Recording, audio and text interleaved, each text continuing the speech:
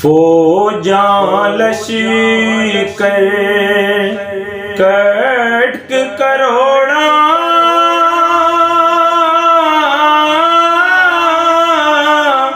गिनतर विच नावे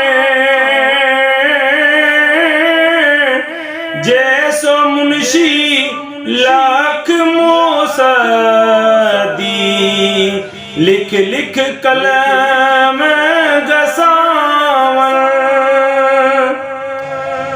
जुल्करनैन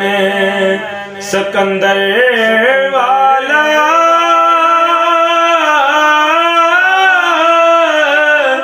शौकत शान ज़्यादा बादशाही गर उस दे दायम आदिदा शहजादा कोट किले दर बंद हजारा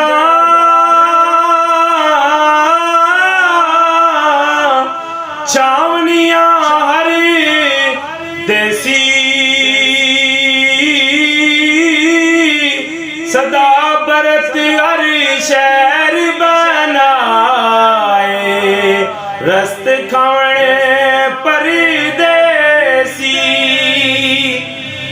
आदल सखी सिकंदर जैसा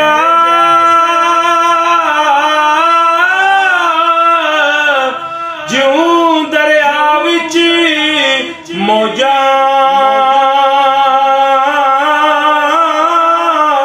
जोरावरी ओदी सुन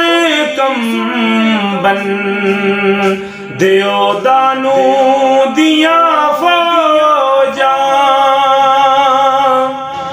राखश आदम खावे वाले